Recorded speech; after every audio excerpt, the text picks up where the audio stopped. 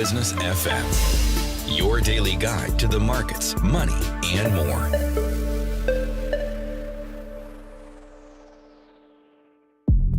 This is Mira Business FM. So here we are, deep in May 2026, very nearly June. It's heating up. The GCC travel market is gearing up for its biggest annual surge. The combined momentum of Eid holidays this week and the long summer season. So the Maldives, as ever, is seeing steady demand from GCC travellers ahead of Eid and the summer holidays, and resorts are focusing on experience-led tourism, sustainability, and longer stays. That's the message. Joining us this morning, Frederick Boas is a Chief Marketing Officer of the Pulse Group. They're the operators behind some premier Maldivian innovations. Frederick, welcome to the Morning Drive. Good to speak to you. Hi, Tim. Nice to be here. Thanks for having me. Pleasure to have you. So I'd like to get your thoughts on regional travel trends, some consumer expectations, as well as how destinations are positioning themselves in the luxury tourism market. But can we start with the ongoing kind of love, if you like, from the GCC for the Maldives? What is the defining characteristic of the Gulf traveller that's kind of forcing resorts to rewrite their playbooks in 2026? Listen, I think it's been quite a year for all of us, no? I think we started off really strong with demand coming out of sort of everywhere around the globe, and I think as the year has sort of evolved a little bit in the direction that we know, we've certainly seen a shift, and that shift has gone east, hasn't it? Far East, China, Korea, Japan, India. And closer to us, obviously, the GCC. You know, the national airlines throughout the regions have continued operating. To the Maldives, obviously, and beyond, but primarily to the Maldives, and continued feeding and supporting the business out here, which is an important feeder market for sure. How strong is demand from GCC travellers ahead of Eid, and also, I guess, ahead of summer as well, Frederick? We're definitely seeing strong demand from the GCC across our brands. I mean, we have 4 brands in our portfolio today, from Nautilus, which is ultra luxury, 26 houses and residences, all the way to Condima with over 270 keys, much more focused on lifestyle, e-karting circuits, bowling alleys in that resort. It's got an exceptional one for the Maldives, and so we've seen sustained demand coming through the GCC. And that's nice to see because it is an important market for us. I think the GCC offers a very diverse sort of mosaic of customers, from GCC nationals to us expats living there. It's really quite critical to drive that business towards the country. I did pick up on bowling alleys there. Maybe we'll come back to that in a few moments. That wasn't expected. I mentioned in the introduction experience-led travel or experiential travel. Is that now overtaking the traditional kind of luxury aspect of consumer demand, do you think? Yeah, absolutely. I think guests, who are looking for, spending valuable time, because I think post-COVID, we've also realized that everybody's sort of very focused on their time. And we all went back to work after COVID, we just realized that time was really quite essential. And what we do with our time, the time that we have with our families, our partners, is really critical. So I think, really, to answer your question, I think guests are looking for stories. They're looking for memories, and they're looking for a connection as well with the place that they're visiting. And the Maldives speaks to that, because when you come out here, you're visiting one island, it's one resort. And so you have an opportunity to really connect with the Maldivian culture through that. And something that at Pulse we certainly strive to put forward is the local connection for the guests that come into the resorts. Data shows that people want longer stays. People are looking, as I understand it, they're looking for sustainability, for curated experience over that kind of traditional kind of passive relaxation thing. And I suppose if you want to, capture and keep this market this summer, you've got to move beyond that kind of, sun, sand, over water villa package into functional, customized experiences. So how can you talk me through the operational, the kind of the mechanics of how you do that?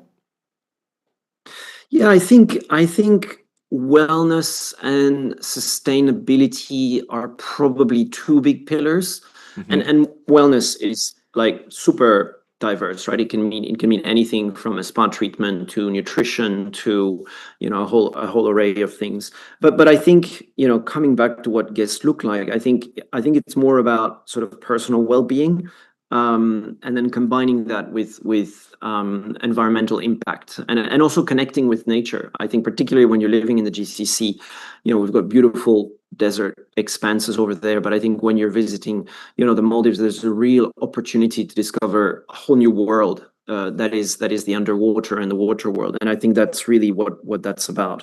Obviously, all of our resorts feature spas and wellness treatments, which are part of that experience of going to the Maldives and being able to really try to reconnect with yourself, reconnect with nature, and also have treats. The spa treatments, enjoy dinners, over water experiences, underwater experiences. I think the Maldives really offer a really well-rounded opportunity to be able to reconnect with oneself and nature.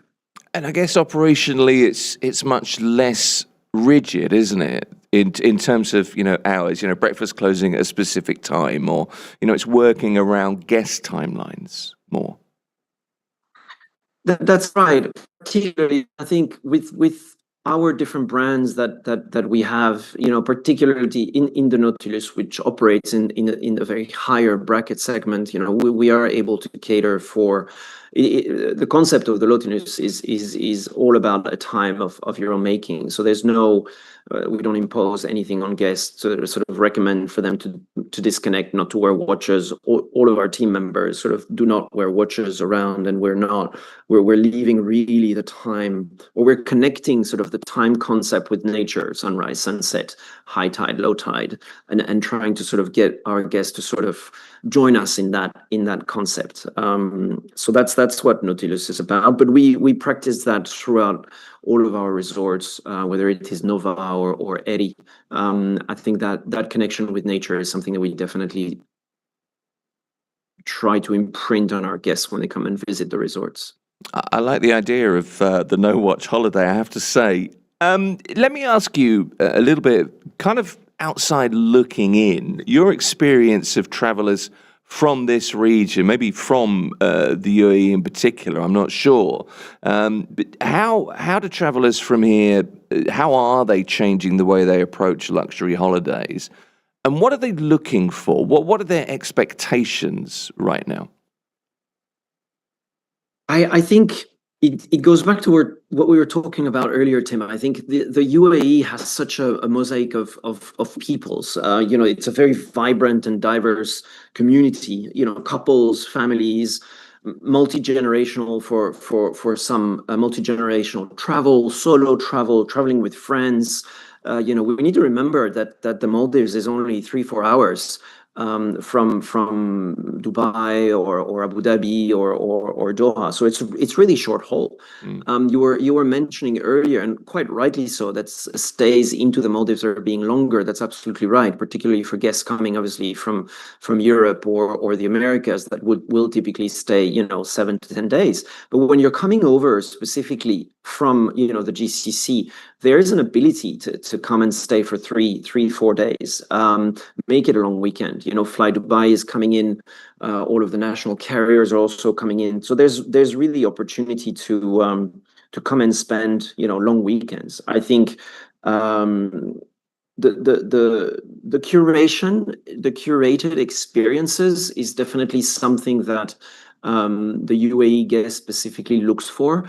I think regardless of nationality mix that's coming in from the UAE, I think that because living in the UAE is it's such a luxury in itself, really, that the expectations of that customer is that that the experiences and the time that they spend, whether with friends or families or by themselves also, is really curated to their needs. And that's something that we work with. That's something that, we try and connect with the guests ahead of their arrival to be able to curate these experiences and be ready for them once they arrive, whether it is a 7-night stay or a 10-night stay or a 4-night stay, so that everything's ready for them and they can enjoy what they want to focus on during their visit.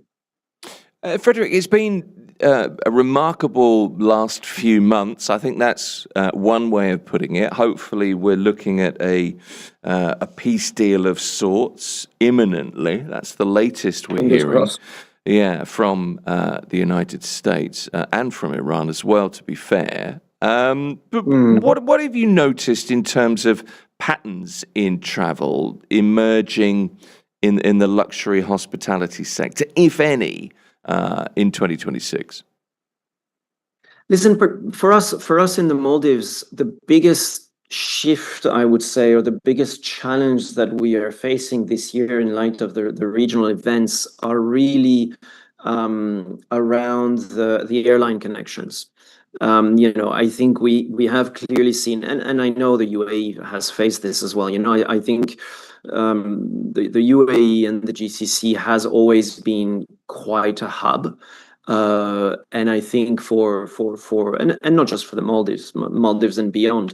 And I think that what the biggest challenge has been fronting the fact that there was less incoming, airlines into the GCC, and therefore direct flights, short haul, shifting over to the east, has been one of the keys for us at Pulse, across our brands, across Eddie, across Nova, across Candima and Nautilus, to be able to make sure that we speak to those markets, we stay connected with these markets, and diversify, and make sure that we have those connections, which we have all year round. But obviously that focus has definitely increased over the last few months. Are you seeing any different patterns in terms of how people book? Do they book earlier? Are people making more last-minute decisions? Is there anything that indicates one way or the other there? Yeah, I think the last minute. So it's a bit of a combination. Like in the short term, it's definitely a big shift towards last minute. Yes, absolutely.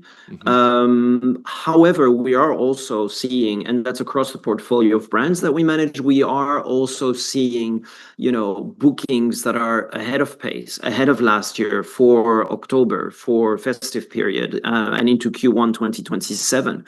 So I think that there is generally, while there is a sense of short-term, how shall I say, imbalance. There's still that last-minute decision that is taken for those short-haul markets to come into the Maldives. But there is that confidence that going into Q4 and beyond Q1 2027, that business will pick up again, or is picking up. And I think the consumers are planning for that.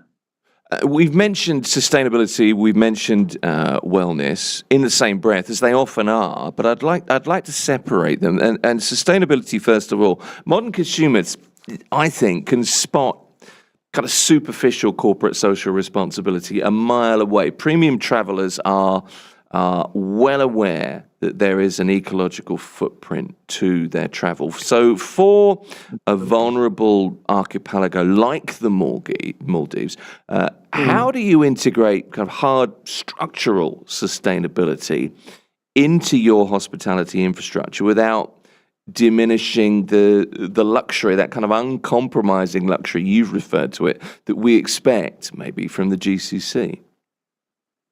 Yeah, it's a good question. And I think, it goes back a little bit to what we were talking earlier about the one island, one resort. I think it is important when, we are managing these resorts, and at Pulse we own all of the resorts we manage today. We have four. We are managing four today. We have a fifth one opening with a joint venture partner. So this is our land. This is the land that we need to care for, and I think that that's embedded into the resort's operation. And it's not, it's not about, you mentioned earlier, sort of concept of greenwashing. It's not about it. It's just something that we need to do, whether it's reducing waste, whether it's managing waste, whether it's properly sorting, the waste that you have. There's also the sustainability angle with marine conservation, because obviously, the Maldives is over 90% land, water rather, sorry. Maldives is 90% water. So it's about marine conservation. We have marine biologists as part of our full-time, team members at all of our resorts, in order to be able to have these initiatives, coral restoration, share that with the guests and have them partake into those initiatives in rebuilding reefs, and recreating coral life, and explaining to them how that works as well. That's something that really stays with the guests when you are practicing this in your day-to-day operation. And this happens also for the team members, not just about the guests, because obviously there's quite a few expats, working in the Maldives, as there are in the UAE, and it's important to take our team members along on looking after the environment that we have in the islands that we have, because we don't have the space on the islands to be able to create waste. So it's very important from the get-go to manage it very carefully. How about wellness? How important is wellness in destination selection? Wellness is a huge topic, and we probably need more time than today to talk about it. But I think for us at Pulse, wellness is about having the guests reconnect with themselves and having the guests connect with nature.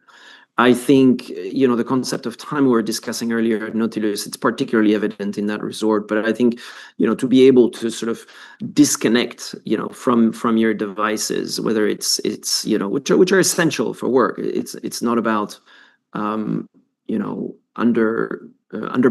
their criticality and their importance in the work that all of us do every day, but it's all about enabling a healthy disconnection and connecting guests with the reality that it's entirely possible to disconnect with them and to be without them.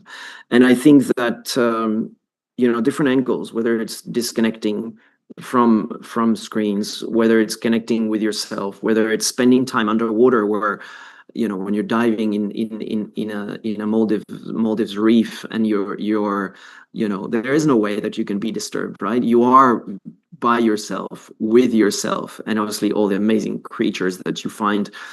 I'm sitting here in Nova, Maldives, one of our resorts in South Ali Atoll, and we're very fortunate because this location, we can take guests snorkeling with whale sharks. You can, we're very close also to a lot of manta ray points. And it's all about that side of wellness. And then you have the spa, you have that component of looking after your body, in essence, and nurturing that part and looking after that part. So there's many angles to wellness. I feel that Maldives, as a destination, definitely caters or has the potential, because I don't think all the resorts cater to that. But if the resorts are able to cater to all of those layers of wellness, the experience that the guest will take away from this. I was reading a review on TripAdvisor for this resort I'm in recently. I'm in today, where the guest had huge phobia with the ocean and being the sea, talking about coming to the Maldives, right? And she was really amazed by the way that the team was able to make her comfortable by putting her in the water snorkeling, and then taking her underwater and getting her to dive, and she's just completely overcome her phobia. So I think it's also about that, right? That's wellness. That's being getting to be comfortable in learning a new skill that you've taken the time to come out here and learn. It's quite a testimony. It's a remarkable thing if you can be taken out of your comfort zone, and if you're comfortable being out of your comfort zone. And I think that's a fair description of wellness in one way. Just a reminder, this interview will be posted in full on our YouTube page after the show. And it will be at mirabusiness.ae as well. Frederick, what differentiates the Maldives? It's a increasingly competitive regional tourism market. The macro landscape is super competitive. Destinations like Bali, the Seychelles, Azerbaijan is aggressively targeting the Gulf corridor. How do you maintain your crown as that kind of premier Indian Ocean gateway for the GCC? We alluded to it earlier, Tim. I think the key thing is one island, one resort. You come to the Maldives, you arrive in Male, you transfer, either by speedboat. Our Eri resort, Eri Maldives, is only half an hour, 45 minutes speedboat from Male, and you're already on the edge of the North Male Atoll, and you're already super disconnected, and they've got a beautiful reef. Or you hop on a seaplane, which is another, completely novel experience as well, and you fly 30, 45 minutes, and you arrive to your destination. But that's a major differentiator, right? There's not a lot of countries in the world that can claim, to bring a guest to an island, and that's it. That's where they're going to be, and that's where they're going to stay. So the one island. So two answers to that. I think the one island, one resort concept is an answer. I think the ocean is a secondary one as well. The quality of the underwater life in the Maldives is pretty exceptional. I've had the opportunity through my career and my life to live in Australia, in Indonesia, in Bali, in different destinations, and I have not witnessed, and I've been diving for decades, I have not witnessed anywhere else but in the Maldives the fluttering of life that you find here underwater is second to none. It's not something that can be compared to anything. And I would probably add a third point to that, actually, if I can, and that's personalization. I think the Maldivian culture and the Maldivian people have an innate sense of hospitality. That's one of the reasons that I'm doing what I'm doing today for Pulse Hotels and Resorts, because I as a hospitality professional, and I've worked from like Europe all the way to Australia and back. The Maldivian people have a sense of hospitality that you cannot find in a lot of other destinations. And as I said, I've been around the block a couple of times, and it's certainly one of the reasons that made me want to come back to the Maldives, where I have worked previously, and work with Pulse in continuing to developing their portfolio and working to develop their brands. The Maldives is certainly, it's kind of a bucket list holiday destination. It's certainly a place that you kind of want to put the tick in the box for, but it's remarkable how attractive it is to all kinds of different travelers. And I'm interested in what you see in terms of family travel versus couples versus, solo travelers that may be there specifically for the marine tourism, the manta ray tracking or whatever. What trends are you seeing in that regard in terms of those differentiations? Have you been to the Maldives, Tim? I've not yet, and I say yet. There you go. With purpose. There you go. Yeah. There you go. We'll connect separately on that. But listen, I think it's a very good question. I think the families, traditionally will tend to visit, during holiday season, fall, October break, July, August, which is actually sort of high season for European customers, has started to have an impact in the Maldives. In a few years ago, we were not seeing this, but this is actually quite real right now. And I think for solo travelers, it's a novel concept for solo travelers to come to the Maldives. Nova Maldives, where I'm staying currently, is particularly focused on solo travelers and groups of friends. And I mean, couples are, obviously a major segment for the Maldives, honeymooners, anniversaries, that's absolutely. But solo travel is increasing. And I think that, the connectivity of the Maldives has supported that. I think there are an increasing number, and I think it's a generational thing as well. I think Gen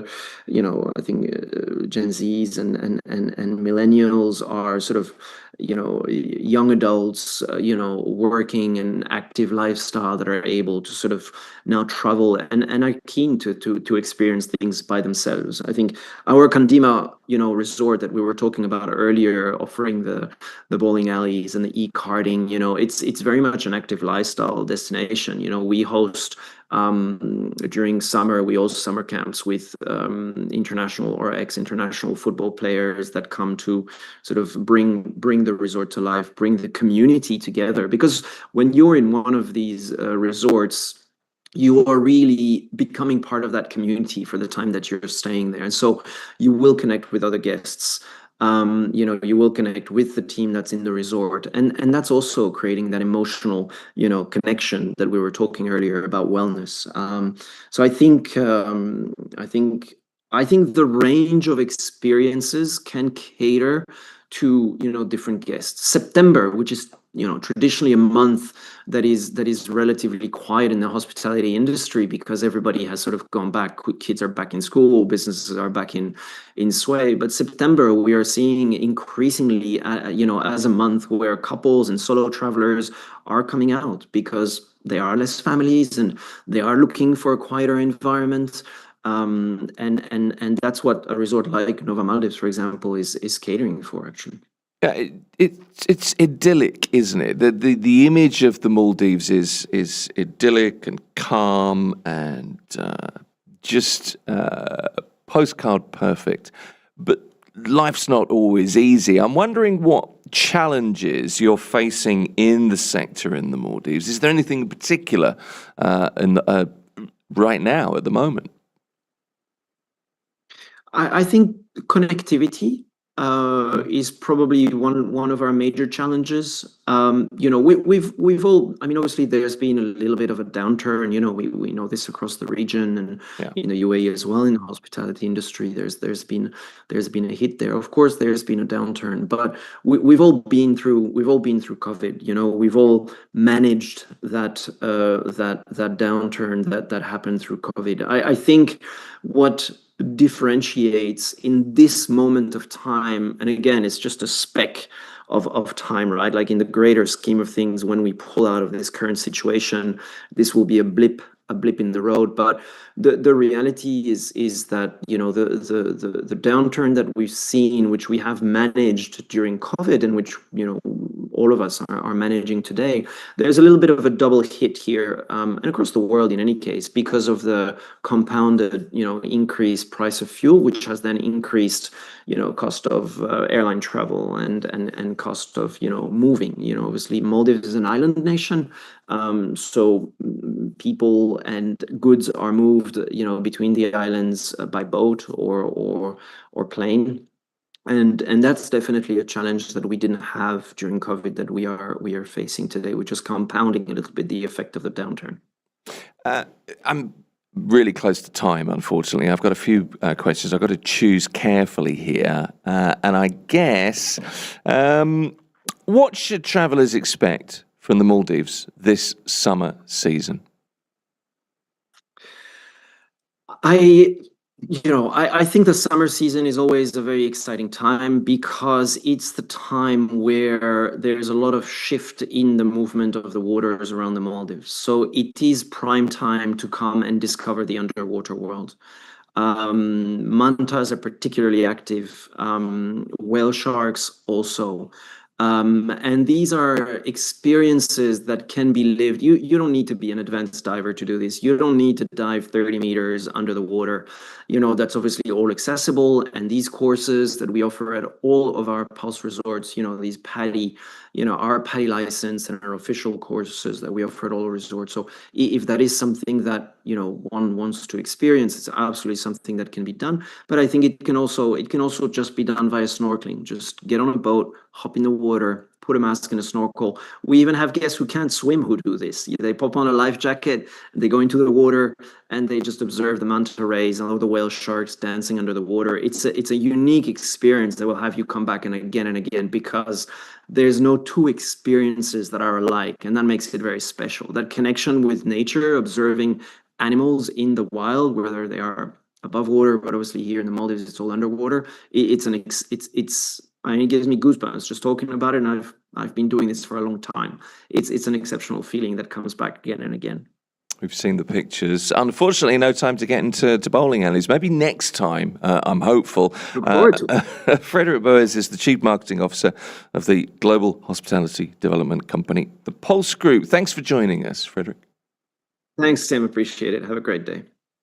This is Mira Business FM. Don't forget to like and subscribe for more interviews like this, as I say, from Mira Business FM. Mira Business FM, the sound of success.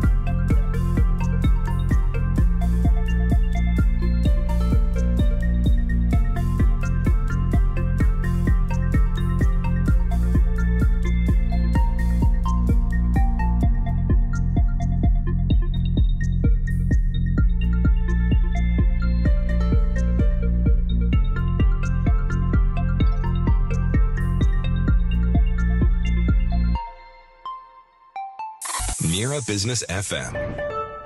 The sound of success.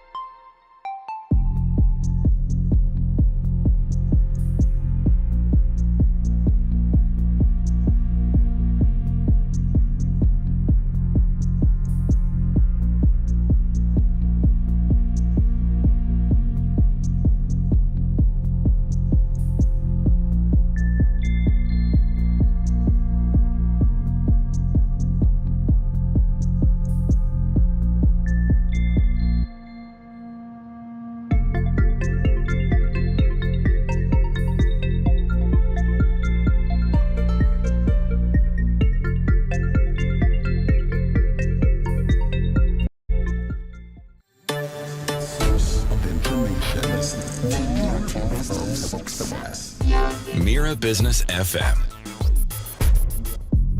Next on Morning Drive, the psychology of first impressions in business and why executive presence matters more than ever. Joining us is an image scientist and a style coach, Raluca Marcu, who works with leaders on visual strategy, confidence, and non-verbal communication. I feel, Raluca, slightly nervous, as though you're scrutinizing me. I've got to be honest. But welcome. Nice to meet you. Thank you so much. Good to be here. Good to have you by here. the way, I already scanned you both. Oh, did you really? Oh, no. I don't. I'm going to ask, how did we do? Not great. Yeah, I'll tell you. Okay, thanks very much. All right, then. We're going to get a written report, probably. Look, in the corporate world, I think we like to believe that we judge people because of data, track record, intelligence.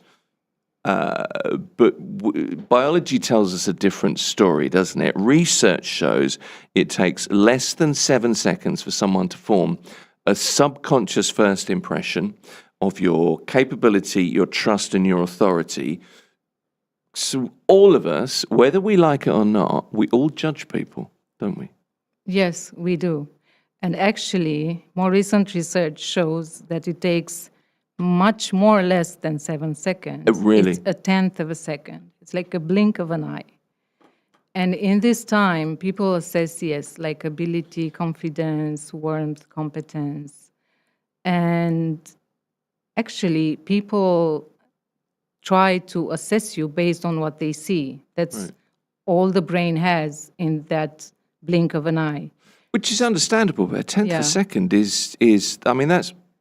There you go. That was not even a tenth of a second. That was more like a second. But that's super fast, and our assumptions are formed in literally a blink.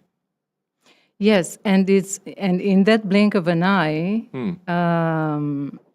people assess 2 dimensions. Yes. Warmth, can I trust you? Okay. And competence, can I rely on you? Right. And up to or around 80 to 90%, based on the studies that have been made so far, of this warmth and competence is done in the first impression. And this impression is formed by visual and nonverbal communication. So basically what you wear and how you move, your gestures. Yeah, okay. And whether you get up when somebody walks in the room and all, okay. Oh, now I'm frightened because I know that you've judged me and I did really badly. Look, No, you didn't. That's good.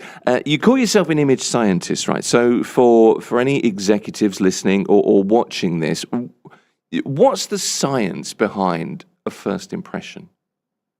So the science that I use in first impressions and in the overall perception of people is neuroscience, behavioral science, fashion psychology, style psychology.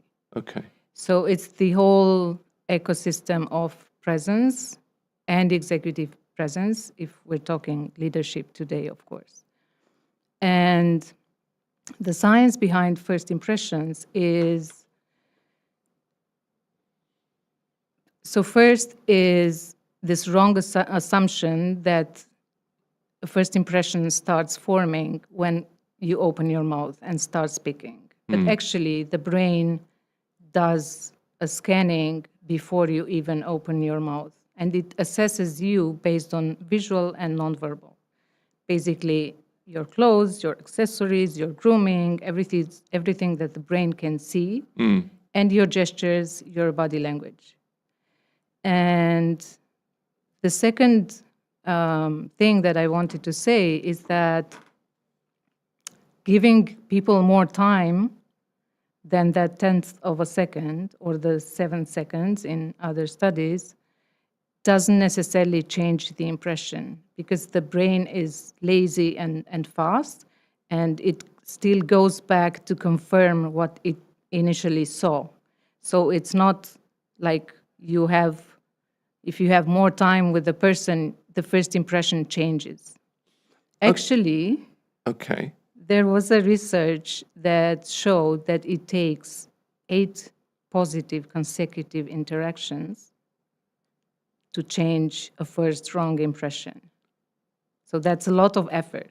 That's a lot of pressure Yeah. to make a good first impression, Yeah. isn't it? So especially in the corporate world today, when probably most of us, we don't have more than one introduction, one pitch, one meeting, one interview chance, opportunities, right? That's something that should be really kept in mind. Well, it really does put pressure on making a good first impression in the corporate world. You can see why a lot of people play it safe and go for the dark suit and the quite formal attitude. There's a school of thinking, Raluca, that what we wear changes our psychological performance, and that visual cues bypass logical thinking to build instant trust. And that's really what you're outlining. Some scientists believe that that's just innate. Is it innate? Is it something we're born with? If you mean this presence or the charisma or this whole executive presence, That we know what's right. We're born with, when we're born, we know what's right. It's whether we choose to act on that knowledge. That's what I mean. So actually, there is this behavioral investigator and instructor at Harvard called Vanessa Van Edwards. And she spent many years looking at this, what makes people perceive us in a certain way. And she identified 97 specific cues that make up the impression of us from people when they meet us first, right? Not one of them is an innate trait, actually. Okay. Everything can be learned. It's not. More recent literature and studies around presence shows that all these skills can be learned. It's not a personality. Presence is not a personality trait. It's a sum of skills that can be learned by everyone. Okay, so all right then. Well, I was going to ask you that, but I'll come back to that. One of the things is about you is you've written fairly extensively about the hidden professional costs of post-pandemic comfort culture. Yeah. Right. The fact that we all went home and worked in jeans and t-shirts for a while. So a lot of founders, a lot of tech leaders. In Dubai, further afield, you think of Mark Zuckerberg or Steve Jobs or Elon Musk, any of those, they lean heavily into a more casual attire of hoodies and sneakers and all that kind of stuff, right? How does defaulting to comfort inadvertently dress down your kind of psychological edge as a leader and maybe performance when you're in the boardroom? So I'll bring in science as well for this question, of course. There is this fascinating concept. It's called enclosed cognition. Okay. So these two psychologists, Adam and Galinsky, they had an experiment in 2012 where they asked two groups of people to take some attention tests, right? To go through some attention tasks. And both groups were given a white coat, but one group was told this is a lab coat, a doctor's coat, and the other group was told this is a painter's coat. Okay. Right? So the results to those attention tasks were highly better in the group who was told they were wearing a doctor's coat, which means that what you wear actually gives a sign to your brain to act a certain way. So it's not only how people perceive you, but it also affects your own way of thinking, acting, performing, and behaving, right? So there's a lot of, like vanity and superficiality when it comes when it comes to what we wear in certain circumstances, but Sure. it makes a whole lot of a difference in high stakes, in like demanding rooms like leaders are going today, hybrid working, coming up on a camera, on a Zoom call, pitching in front of investors, and so on. So this first impression is almost entirely based on what you wear and your body language. So what you're wearing influences trust, it influences authority in meetings. But I mean, for a lot of us, I feel as though when I sit at home and I work, I'm, in jeans and a t-shirt or whatever, and I'm perfectly happy in that. And I think my standard of writing, whatever it is I'm doing, is the same as when I'm at work in a suit. But if I have a meeting at work, or anything other than a court appearance, which is when I put a suit on, it helps. It's kind of it's almost a shield or like a superhero costume in some ways. And I wonder if people treat it in that way sometimes. A lot of the time. From my experience, yes. People actually pay more attention to how they look and how they move in certain situations, right? Okay. Like from personal life, I'm going to a wedding, I have this social event or this party, to the corporate world, I have this meeting, this speech, I need to deliver a key message today to my team, and so on. And most times people are wondering, what should I wear? I think a better question is, how do I want to be perceived today? How do I want people to see me today? Or how do I want to feel today, rather than what do I wear? Because that's very logistic related, rather than,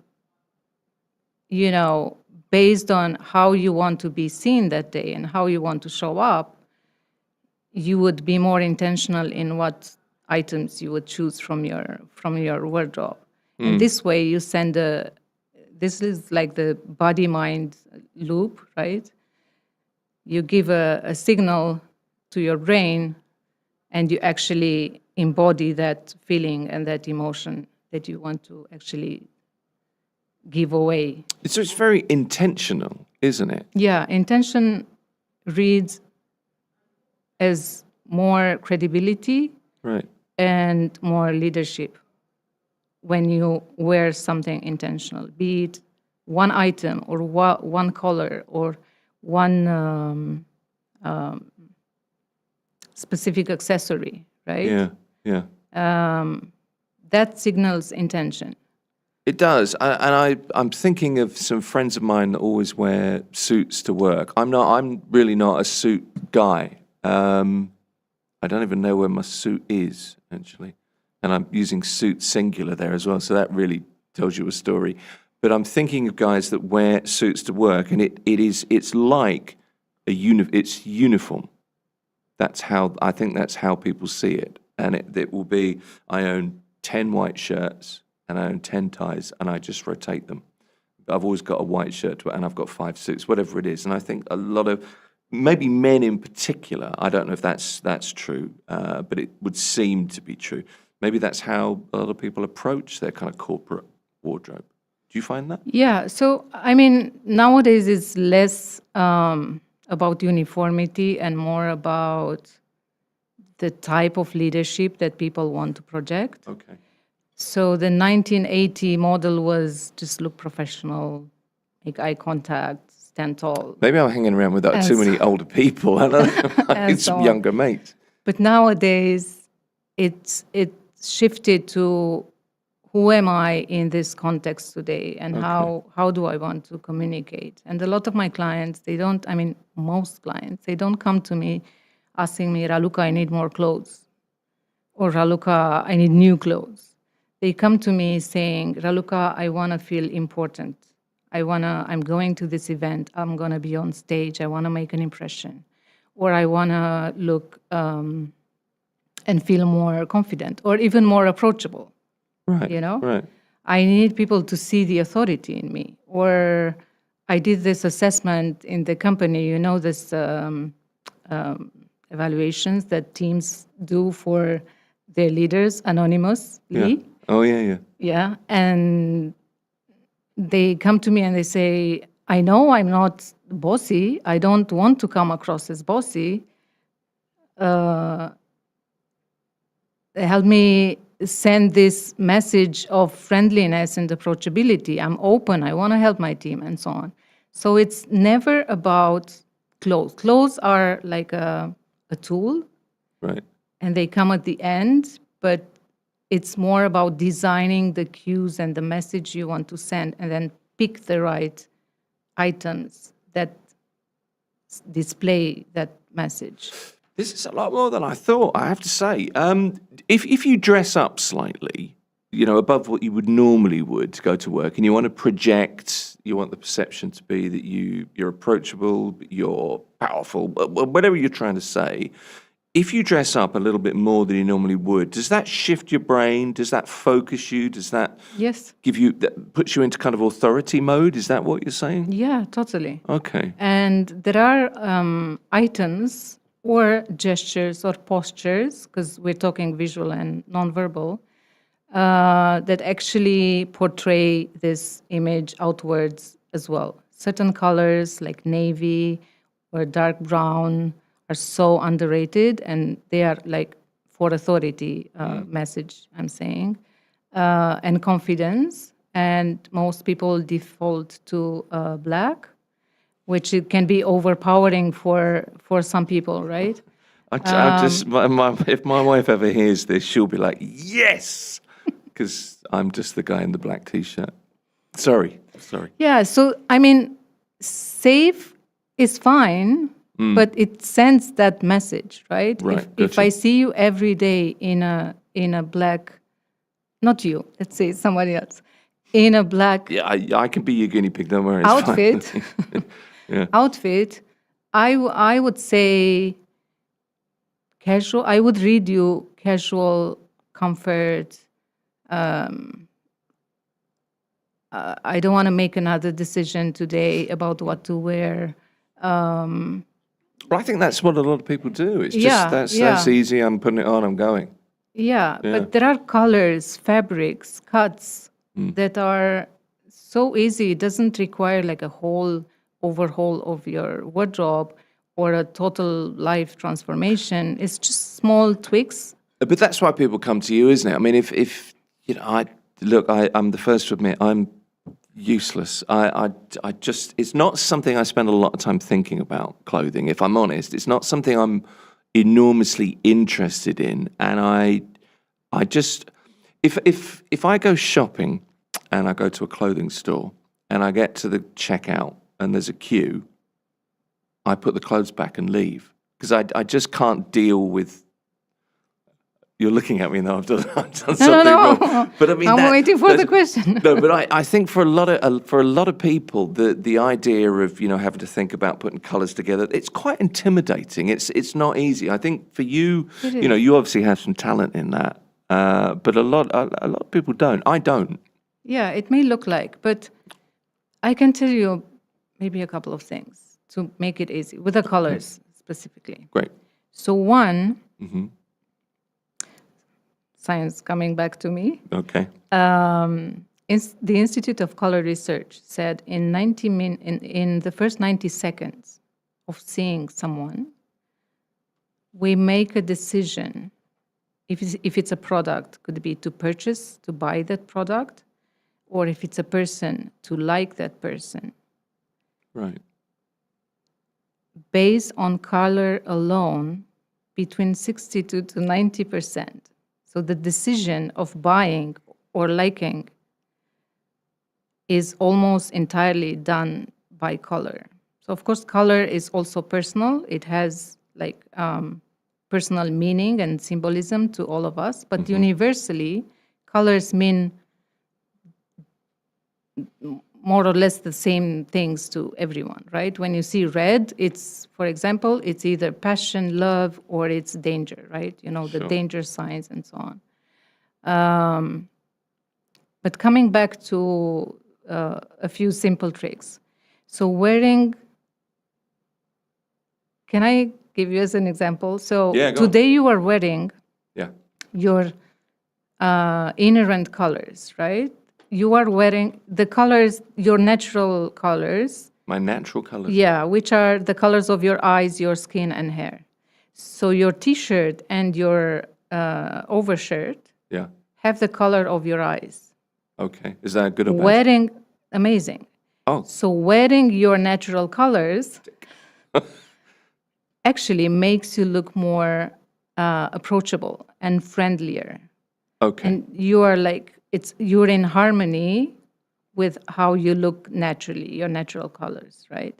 Okay. If you want to portray more authority and more confidence and more expertise, for example, you would need, and people in general, like darker colors, higher contrasts, Yeah. for example, more structure in your clothes, not flowy and soft fabrics, right? So items that keep their shape, like a blazer, a jacket, Sure. a suit, right? Yeah. You don't necessarily need a tie, right? You can have the right structure in a suit and the right shoes, and you can have a clean T-shirt under. Right? Okay. Well, let me ask you this. This is not about me, but it's quite a good test case. Yeah. So when you walked in today, we'd never met until 20 minutes ago, 25 minutes ago, right? What was your first impression? I'm fairly comfortably dressed, I suppose. That's kind of my thing. Smart, casual-ish, I suppose you'd describe it as. Ish, kind of. I'm enjoying this because you say a lot without saying anything, and I like that. But what was your first impression when you walked in? Was it Of you? Yeah, honestly. So I would lie if the first impression was done today, right? Because I did some homework and research, so I saw you Did you? I didn't in realize. Okay, in gotcha. different shows. But that's fine. Doesn't matter when it happened. No, that's okay. The only difference was that it was on screen, right? Not in person. Yeah. So my quick reading was you're comfortable. I mean, if I would ask you what's your main goal when you dress up, you would probably say comfort.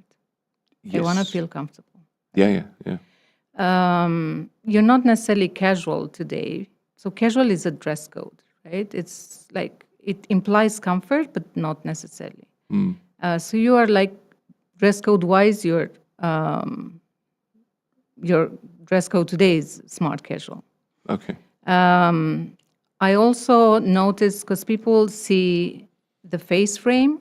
So the brain, when people see you, the brain scans you and starts with the face frame. So wherever I see around your face, like nice grooming, harmony, properly sitting color, like a good fit of your jacket. So in this area, my brain rewards my impression of you with more positive judgment. Okay. Because our brain likes clean geometry and harmony, right? And you have that. And especially on screen, when people just see you from here to here, this is even more important, right? Okay. This is interesting. Yeah. Okay. More? That's it. No, I don't mind. The bad stuff's coming. I can feel it. What would you? Okay, let me ask you this. What would you change? What would you want to work on? So I'll be honest with you. I haven't changed anything. Faraj is my witness here. I haven't changed anything to try to impress you today. I'm wearing pretty much what I would normally wear. I haven't sort of thought, oh, Raluca's coming this morning, I have to wear the black shirt with the green. That's not what I did. Not because I didn't think of it, to be honest with you. So this is, what you see is what you get kind of thing. But what would you change to be more impressive, more corporate, more professional? do you think? So first, I would need to know what direction you want to go. Like, how do you want to be perceived? You just told me, and if this is the example, you want to be more authoritative. Well, let's do confident that in because the- I guess that's what most of us want Yeah. in a corporate situation. Yeah. So if you would move to a corporate context, then, and you wanted to look more professional, expert, authoritative, like a leader, yeah. you can work on some visual cues and nonverbal cues. So visual are mainly what you wear, accessories, and so on. Right. Again, clean lines, structure in your items, darker colors, accessories, even if it's something that's it's more related to your personality, because this shows more intention to self-express and more attention to detail. Also, psychology of colors says darker colors send messages of more confidence and authority, right? Okay. Non-verbally speaking, open posture, shoulders rolled down and back, chin a bit up, not too up to be seen as arrogant, but like parallel to the ground, I would say. Okay. Like walk like you belong, right? Yeah. Okay. Visible hands, this is something that's directly linked to warmth, the warmth and competence that we okay. talked at the beginning. yeah. Yeah. Because most people today, even before going into a meeting and so on, we are like glued to our phones, we carry something, hands in our pockets and so on, right? So visible hands is like the single easiest way to show warmth. That's a really good point. I hadn't thought about that. But Yeah. we're doing something. We're always got Yeah, hands in pockets or so if your hands are just open hands is welcoming. Yeah, even just hands. Yeah. If it's the palm of your hand, it's even better, because this is evolutionary, primal, right? Yeah. It's like, I'm here, I'm a friend, Okay. I'm not hiding anything, I'm open. Yeah. Another thing that you can do is like pause, not that you don't, but pause after a question, pause after an important statement that you've done. So this is more related to vocal, right? To the way you speak, because comfort with pause signals comfort with authority. That's also directly linked to the competence side of the two dimensions of how people perceive us, right? A lot of people don't like pause. The people particularly don't like an awkward pause. Obviously, they don't like gaps in conversation. I think a lot of people need to fill the gaps in conversation. I'll be honest, I quite like the awkward pauses. I quite enjoy it. Yeah, I'm not saying awkward, but I know what you mean. yeah, I know and what you mean. probably linked to a downward inflection at the end of your sentence. Like when people say, I'm going to tell you something very important today. Okay. And then you pause, not that long, right? Because this becomes awkward. But then you let this thing sink. I was waiting for the important thing you were going to tell me. I was in for that important thing then. And another probably most important thing is aligning what comes out of your mouth with the body language. Because if you say, I trust this proposal is so great for you, but your eyes are down, your shoulders are slouched, and so on, people would always believe your shoulders and your eyes down, right?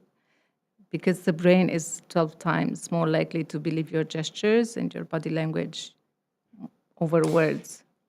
No, that worked, and I think that's a really good example because you always.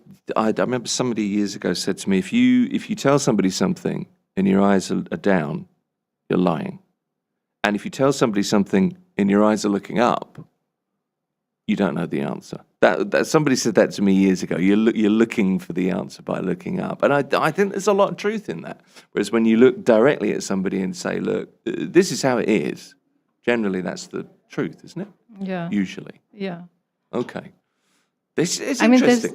there's a lot about eye contact as well. So Well, this is another thing actually, and Yeah. I kind of struggle with this because I'm sitting here talking to you now, and I try. I always think too much eye contact potentially creepy, not enough eye contact not interested. So Yes. you've got to find that balance, haven't you? Yeah. And I think that's across the board Yeah. in life. Yeah, I mean, culturally, it may differ from, Sure. country to country, Sure. but overall, the average is when you speak, a 50% eye contact, Okay. and when you listen, 70% eye contact. Right. And this is probably more important when you are in Zoom meetings, on video calls, right? Yes. Yeah. Because that's what people see. They don't see the rest of your body. So you only have this frame to work with. And I guess over the last 6-7 years, really since COVID, that's become far more important because Zoom we use a lot more. We've kind of forgotten how to talk to people in front of us because we do it over screens so much more now. So our visual cues are adapting or changing even. Yeah, totally. Okay. And especially for Zooms, when you open the camera or your Zoom meeting and you see the person, like the whole screen is Yeah.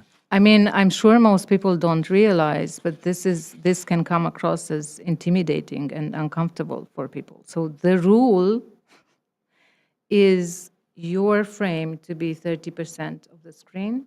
Okay. So make sure you have right and left or even up a bit of a space. I didn't know there were so many rules, but I've learned. So you would argue that if you don't dress appropriately, because that's the first thing, right? You're not maximizing potential.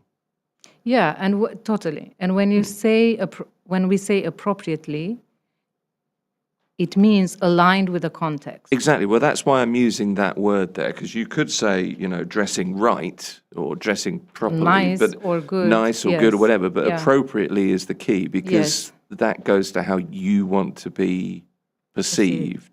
Right.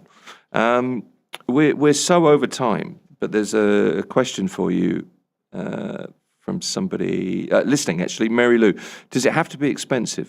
Do people notice non-branded clothes? Does that matter? No, not at all. No? It's It's not like about when- wearing designer. No. Yeah. You can wear a designer suit that's in the wrong size, and for example, and you can wear a decent priced suit that suits you perfectly. That right? fits, So yeah. it's the fit is important, not the brand. And getting the colour right and the sizing right and all of those things. Okay. I've learned loads. I promise you, I've got about 15 more, no, I've got more than that, but 25 questions here, which I think tells you that I'm not very good at this, but I mean, we're going to have to invite you back, Raluca. Sure, I'll be happy to. It would be good to get you here. One thing I wanted to ask you before I let you go, is there one thing that we can all do with either our wardrobe or posture, perhaps, if we were, what would be the one tip you'd give people? I would say every morning when you open your wardrobe, Okay. rather than asking, what should I wear today? Ask yourself, either how I want to feel today or how I want to be seen today. Okay. And I promise you, your hand is gonna go pick the right items intentionally, right? Because you know what's coming up for the day and... Yeah. Okay. Yeah, and because it's intentional. Yeah. It's not only logistics, right? So those count as well, of course, because you cannot wear flip-flops in the office probably the next day, but most probably. But then you signal to yourself that you want to look and feel a certain way. So your hand will most probably pick the right item. And then if you default to the uniform, that's probably the right thing to wear, because you know, subconsciously you know that's appropriate for your day. So we know what we need to do, you're saying. You just have to be intentional with it. Yeah. It's fascinating. So it's science. Credibility is seen and felt long before it's spoken. Raluca Marcu is an image scientist. She's a style coach, works with leaders on visual strategy, confidence, and nonverbal communication. It's good to meet you. Thank you. Thank you for joining us. It was good being here. We're gonna invite you back as well. As always, don't forget to like and subscribe for more interviews like this from Mira Business FM. Mira Business FM. The sound of success.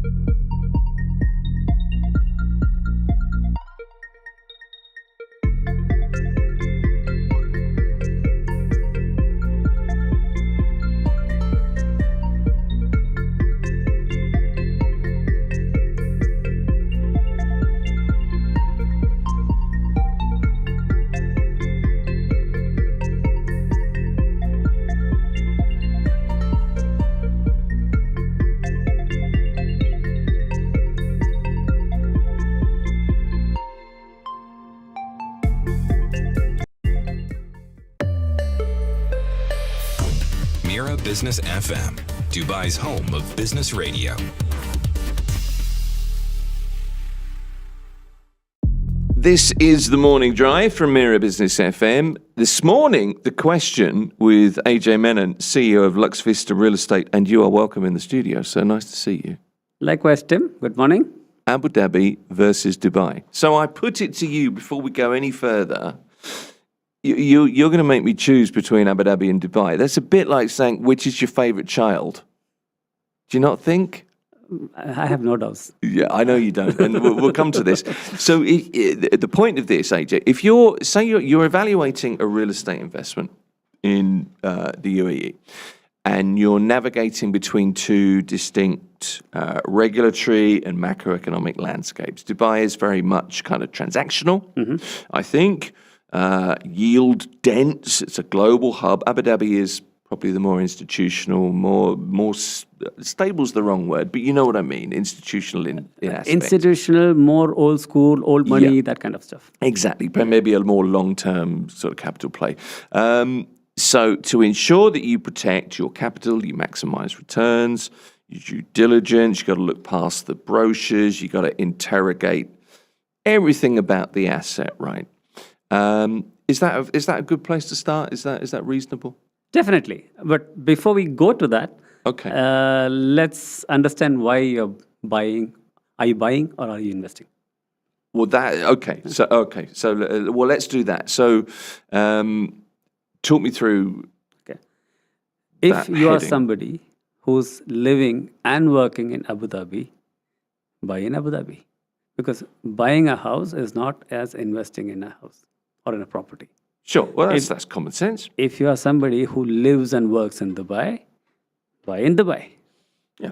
Right? Yeah. And again, do not look at returns, do not look at anything, because what you're currently buying is basically a nice place to live, a much shorter commute. But trust me, that long commute is not worth it. No, commutes are wearing after a while. Plus, that puts miles on your car, puts pressure on your back. Exactly. However much you like podcasts from Mira Business FM, it only goes so far. Okay, so that's fair. Right. So, but then if you're planning to invest in a property, then obviously what is your goal? Okay. So if the idea is to invest fast, get some capital appreciation, exit fast, global investor demand, that kind of thing, you're looking at Dubai. But if you have a long time with you, if you're looking at stable growth, lesser volatility, long-term capital growth, then Abu Dhabi is the game. Do you know what's interesting about that is, and I get you, I lived in Abu Dhabi and I've lived in Dubai for a long time, so I'm kind of aware of both. But you're right, Abu Dhabi is more old school. But they're only 150 kilometers apart and two completely different markets in the same country. It's a remarkable thing. You know? I think so. All right then, so what about, so you're looking at the two markets and you make your decision based on your goal, right? Dubai's the big one, though. There's a lot going on.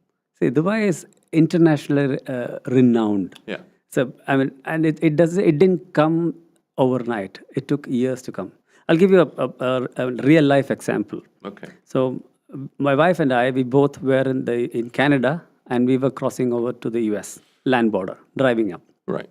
So one person at the border came to my wife in the car, and the other person came to me on the other side of the car. They asked me where we were from. So she said Dubai, and I told them UAE. They didn't know. They asked us to come out. They really then had a chat with us. Then I just told them, Dubai is a city in the UAE. Yeah, okay. So that is brand recognition. And it wasn't because you look dodgy on the border. Maybe that might also be a case. Not being funny. Who's this brown guy saying something like this? The white girl is saying Dubai, that we know. What is this UAE? We don't know. But it makes the point really well, doesn't it? The brand, international presence, the branding of Dubai has been pretty effective. And this was probably around 10, 12 years back. Right. Okay. So it is not, now UAE, everybody knows UAE as well, right? Yeah, that makes a point. But I mean, Dubai, certainly in transactional kind of volume, Dubai is the big player. No doubt. I mean, yeah. if you look at 2025, we are talking about almost 217,000 transactions in Dubai. And if you're looking at Abu Dhabi, that's around 55,000. That's 4 times less in Abu Dhabi. Yeah. Okay. So I guess the natural next question is Dubai has a lot more secondary market transactions. Statistically, that's just the case. It's just pure numbers. Yeah. See, and that is the most important part in any transaction, because you do not make money when you're buying. You make money. Okay, you make money when you're buying cheaper, but eventually to realize that, you need to sell. You need to exit. So for that, somebody has to buy it from you. So unless a secondary market transaction has been done, you have not realized your profits. Nobody knows what is the capital gains. The rest is all paperwork. It's all numbers and projections. Then the real deal happens. Somebody actually buys it off you. Then you make real profits. That number gets recorded. Yeah. So definitely, if you look at that, Dubai has a much bigger secondary market. Why? Because it's a proven market. There's a lot of investor confidence here. There is a lot of investor interest here. You're looking about a lot of international brokers, lot more mortgage options. You have transparent systems like DXB Interact. So that everybody, it's very transparent. Even if you're sitting in the US, you ask somebody to look at it, it's all there. It's all recorded. Yeah. Yeah. And again, when we're talking about investor confidence, there is a big difference. So if you're looking at, I am comfortable to invest in a company in Saudi.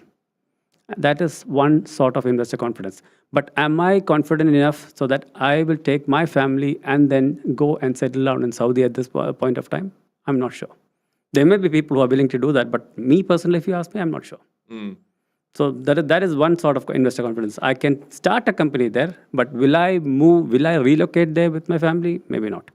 Yeah, okay, that makes sense. All right, so Dubai secondary market, by some distance, I would guess the strongest in the GCC. It's not even a guess, I know that's the case. Abu Dhabi, in comparison, more end-user driven. More end-user driven. Yeah. We're looking about stable people. We're looking about people who are starting their business. They want to be there long-term. That is what more Abu Dhabi is. Okay. Where is the secondary market improving in Abu Dhabi? Where is it growing? See, Abu Dhabi is all about islands. So It is, yeah, if you look at it, we can clearly say 5 different islands are really happening out there. Yeah. Starting up from Al Reem Island, Al Hudayriyat Island, Al Maria Island, then Yas and Saadiyat. Yeah, There is something in between Yas and Saadiyat called Fahid Island. That is also, it's up and coming, but there's nothing now. It's only primary sales at the moment. So if you're looking at secondary market sales, we're looking at Al Reem Island, Yas Island, and Saadiyat Island. Okay. All right then. So resale cycles much slower. Much slower. It's just started ticking up, and we do not have real data. There's nothing like DXB Interact out there, so we can actually pick on what actually happened in the secondary market. Got you. And the flipping market much smaller. Much smaller. Okay. I wanted to ask you something about this actually. What about the legal frameworks between Abu Dhabi and Dubai? Because Dubai is regulated by the DLD and RERA. Abu Dhabi regulated by ADRIC. DMT and ADRIA. Is that right? Yeah. Okay. So I guess that's something. Again, it's due diligence, isn't it? It's all good. I mean, there is nothing. I mean, both these Emirates, it's extremely safe. If you look at, even on a personal safety basis, these two have been on the top 50 cities in the world in terms of livability. Abu Dhabi actually ranks higher than Dubai in that ranking. Actually, if you look at it. A few spots high, which I'm not really very happy about because I'm hardcore Dubai guy. You are. So I'd probably be slightly the other way, but then that's just another thing. All right then. So are there? And I wanted to put this in here because you sent a few notes about this, but I wanted to just put in about tax as well because I think that's something that a lot of people maybe outside looking in. Don't consider perhaps as much as they maybe should because there are corporate taxes, aren't there? So if you're holding a property within a corporate structure, that is something that you would need to consider. That is correct. Yes, you have to consider if you're looking at if you're buying in the name of a company. Yes. But most of the transactions still happen on a personal numbers. Right, So you're not okay. really focused on the tax aspect as much. Okay, but it's just something to, I guess, bear in mind. All right, so let's move forward. You've decided whether it's Dubai or Abu Dhabi. What's the timeline for? And this is particularly if it's an investment property. Correct. Okay. Because what's the timeline? Because most of the investors, they are all on a short-term basis, and what they look at numbers like CAGR, the yearly this thing. So if that is your end game, then definitely Dubai, because Dubai is we're typically looking at around the 2 to 5 years mark. It's faster entry, faster exit, easy liquidity, but Dubai is quite cyclical. The supply wave matters. There are some years, then there's X number of units about to hit the market. Then your end results might not look as beautiful as when you actually bought it. Yeah. But in the case of Abu Dhabi, we are looking at a longer horizon. We are looking at least about 5 to 10 years of holding period. This is when you have some kind of meaningful returns. Because it's a very evolving market, it's a growing market. So if you look at it, Abu Dhabi for me is Dubai in the 2010-2012 kind of stage. Okay. So it's an infrastructure expansion is happening now. Institutional capital is moving in. So it's a very, very growing market. So there's definitely a long-term perspective if you look at Abu Dhabi market. That's interesting. I mean, and you made a couple of points here. Yas Disneyland, Saadiyat Cultural District, Dariat expansion. That's the sports island, isn't it? Really? It's a sport. I mean, it's not just sports. It's I think it's an emirate by itself. If you look at, I was there for the launch. Yeah, it's where the velodrome is, isn't it? It's the velodrome. Yeah, it's the 321 Sports. If you're talking about the real surf club. You're talking about massive islands with 60 meters, mansions in different levels. The latest one was the golf course. Imagine a golf course on an island. So, you name it, they have it. It's a fantastic place. It's amazing. It's really amazing. Yeah. But is it a place for me? I don't think so. Because it's for somebody who has generational kind of wealth, who wants to preserve that wealth. Yeah. It's a long-term play. Yeah, that makes sense. How's your golf these days? Terrible. Mulligan. Still in the mulligans. Okay. Just a reminder, you can find all these interviews with AJ or highlights of these, if that's what you're looking for, on YouTube, on Instagram, and LinkedIn. I was thinking something about this. So you've decided whether it's Dubai or Abu Dhabi as an investment property. What do you need to consider if it's whether you're thinking short-term holiday home versus long-term lease? Short-term, definitely Dubai has much more options because Dubai is not just limited to tourism. There's a lot of business travelers coming in. So you're talking about meetings, conferences, those kind of things. Yeah. Abu Dhabi is definitely more on the family, stable, tenanted, that kind of thing. Plus, if you look at Yas and Saadiyat, they do have some, the short-term holiday home, but that's extremely tourism dependent. Yeah. Okay. The other thing I was thinking that we kind of should mention is in Dubai, rent increases for sitting tenants are legally capped, and I think that's something to remember, isn't it? There is basically a government algorithm. The index. Yeah. The index. How often is that updated now? The index? Very often. It's very, very dynamic. Yeah. It is dynamic. It used to be annual a couple of years ago, didn't it? And it now kind of moves with the market. It's just something I wanted to highlight because if the goal is chasing kind of rising market rents, you need to understand tenant turnover. And I heard from somebody that they wanted to change the rents during this conflict period, not even by 1 dirham in Abu Dhabi. Really? They didn't reduce absolutely nothing. Yeah. Okay. Construction, developer, quality, choice. That's our next topic. Well, in that case, Dubai has got something for everyone, right? You have your top-tier government and government-backed developers. You have your top-tier private developers, boutique, luxury developers, coming from all over the world. Then you have tier 2, tier 3, tier 4. I don't know, somebody who just started playing around with Play-Doh. So, there's a lot of developers who's coming to Dubai, right? That's you and me turn up with a cement mixer. Exactly. Yeah, those developers, right?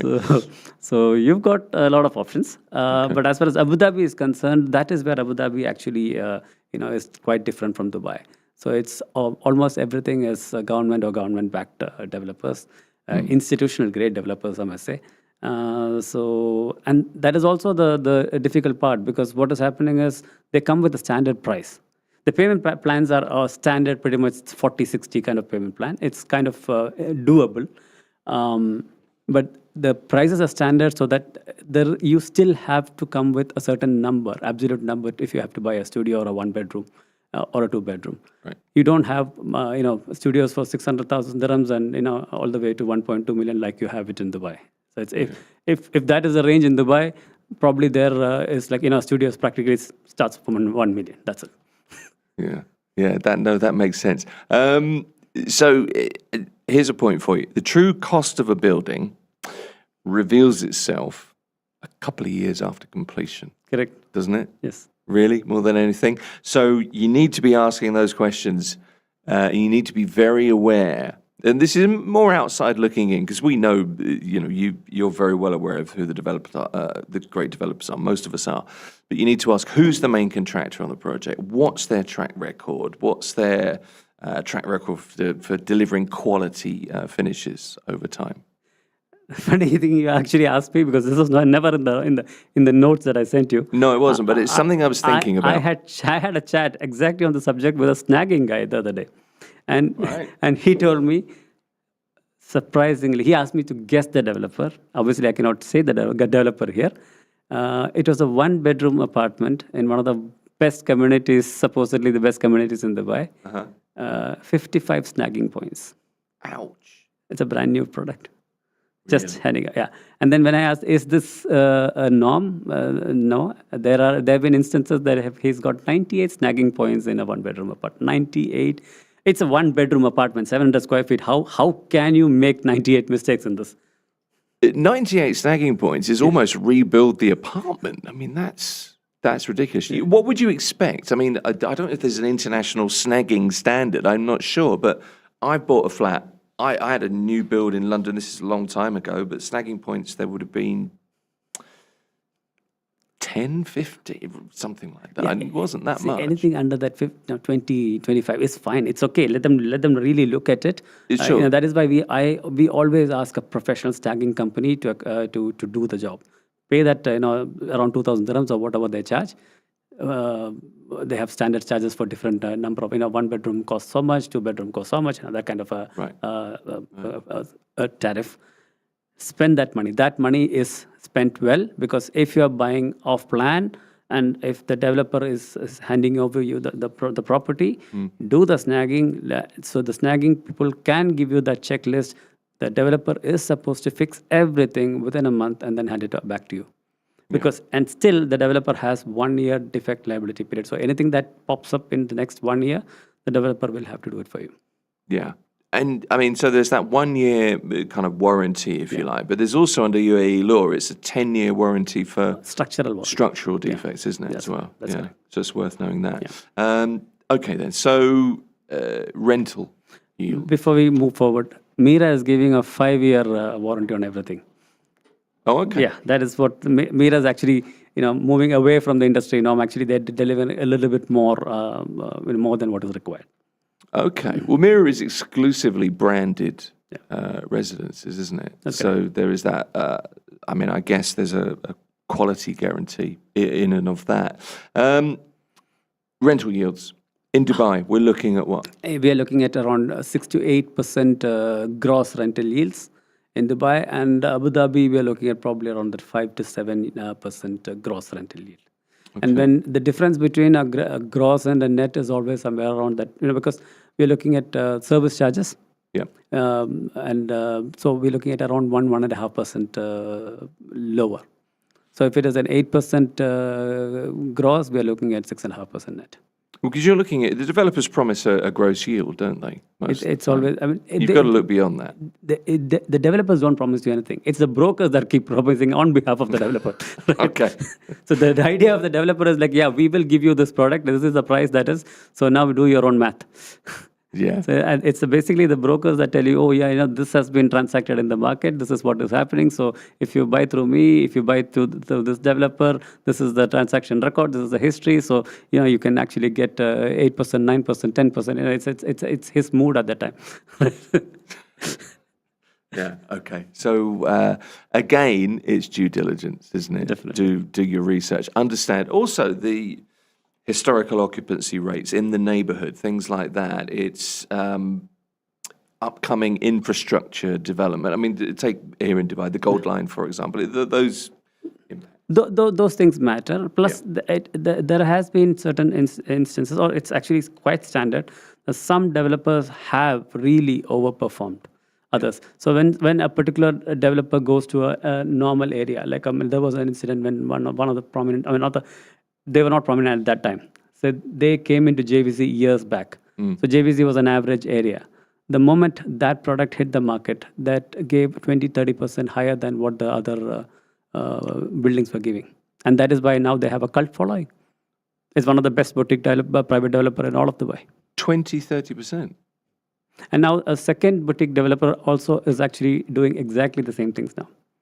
Okay. So where they came into the one market, and then they've actually lifted the whole, because the price goes up, the entire index of that area goes up. Gotcha. So there are some developers who are actually doing a fantastic job. Okay. I wanted to ask you something else that I think is important to put in here, and that's the golden visa eligibility as well, because real estate is and will remain for some time, I guess, the primary kind of pipeline for long-term residency here, and that's worth highlighting, isn't it? Definitely.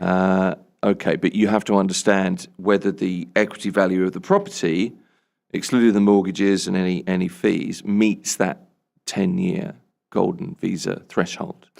Got to understand that is correct. Especially that matters when you're looking at the secondary market. But when you're looking at the primary market, when you're buying in the primary market directly from the developer, if the unit is, you're buying the unit at 2 million, especially in Dubai, you just have to pay 24%. And once you get that the pre-title deed, which is called the Uqud, you can apply for a golden visa. So there is no revaluation of your property. Right. But when you are actually buying in the secondary market, you may have bought it for 2 million. But if the banks don't value it at 2 million, the assessment companies, if they don't value at that thing, then you are not eligible for a golden visa. Yeah, and it's worth remembering that, understanding that. Where are we?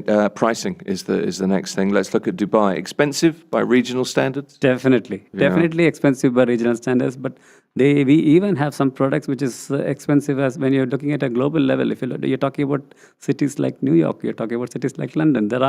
If you're looking at Four Seasons private residences, Baccarat, if you're talking about H&H Peninsula, which is coming up, Amman, which is coming up. Yeah. These are probably even higher than the long-established cities. Well, you would think so. I mean, but there is kind of something for everyone, I think. I think Yeah, of course. I mean, that is the whole point, because Dubai is like, they can buy it, and you can even buy a studio for 650,000 dirhams. Abu Dhabi, you think, still undervalued? 20 to 25% undervalued to a comparable product in Dubai.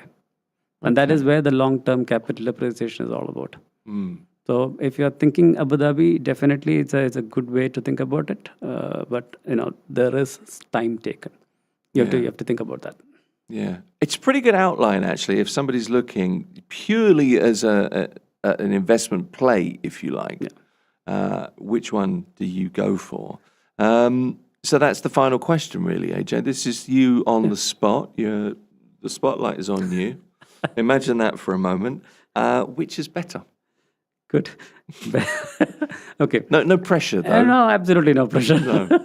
No. If your idea is come in, buy something, make some money, get out quickly, definitely Dubai. There is no other market in the world.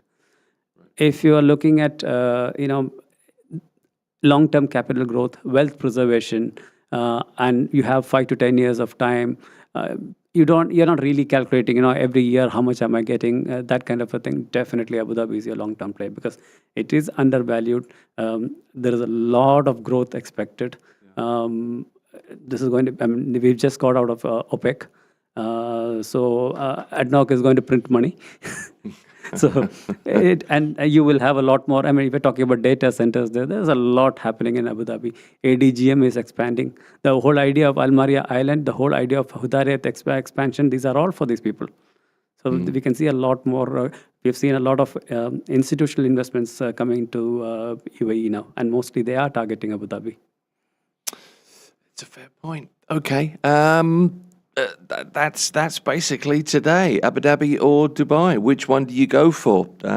Two very different stories. AJ Menon is the CEO at Lux Vista Real Estate. Visits us today is Monday because Eid is coming up, of course, but usually Tuesday mornings.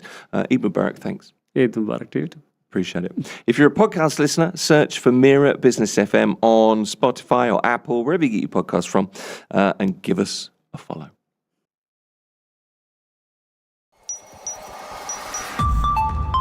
Mira Business FM, Dubai's home of business radio.